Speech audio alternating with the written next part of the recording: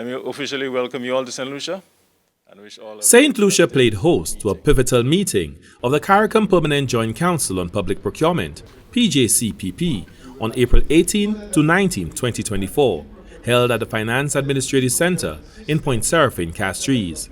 Titus Preville, Director of the CARICOM Single Market and Economy CSME unit, highlighted the significance of the gathering, noting that the PJCPP would focus on adopting its rules of procedure.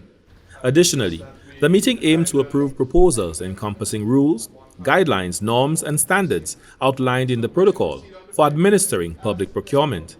Furthermore, the PJCPP intended to scrutinize its work program for the period spanning 2024 to 2026, along with proposals for integrating e-procurement into the Community Public Procurement Notice Board.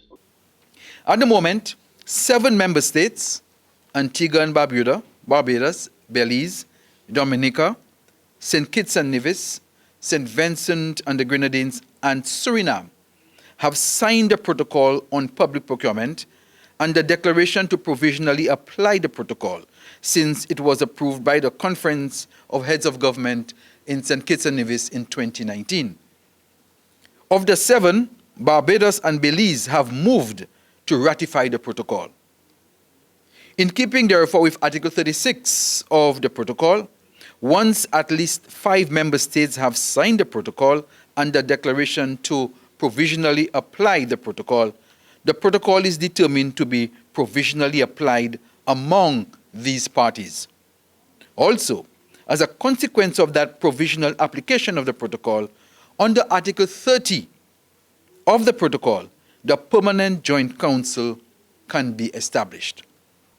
Francis Fontenelle, Permanent Secretary in the Department of Finance, acknowledged that while Saint Lucia has not yet signed the protocol, the country has made significant strides in modernizing its procurement reform processes. He noted that Saint Lucia has introduced a new Public Procurement Act and accompanying regulations, as well as standardized tender documents to streamline compliance. Additionally, an e-procurement platform has been implemented to enhance accessibility, record keeping, and reporting, aligning with parallel efforts within the CSME. We are very grateful that we are afforded observer status to the functioning of the Permanent Joint Council. This affords us insight into the direction in which the concept of regionally integrated public procurement is headed. We wish to recognize the contributions made by the CARICOM Secretariat, and by the CSME unit to the development of public procurement in the region.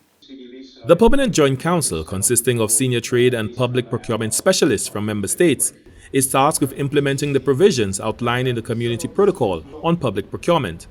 This council holds the responsibility for overseeing the execution of the protocol's mandates and regularly reports to the Council for Trade and Economic Development, COTED, on the protocol's performance.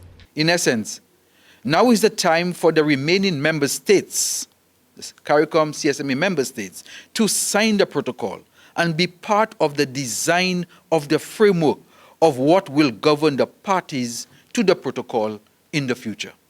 We will continue to pursue some internal steps to ensure that the policies are sufficiently understood and accepted prior to assimilation into our policy framework. In essence, we want all concerned parties to be comfortable that this is acceptable to us and that it is not being adopted solely to meet an external requirement. Under the 11th European Development Fund, the European Union persists in its support for the enhancement of public procurement within the CSME, bolstering the framework for the CARICOM Integration and Cooperation Process Program. The recent hybrid meeting held in Saint Lucia marked the second gathering of the Permanent Joint Council on Public Procurement, signaling continued efforts towards strengthening collaboration and progress in this critical area. For the National Competitiveness and Productivity Council, Glenn Simon reporting.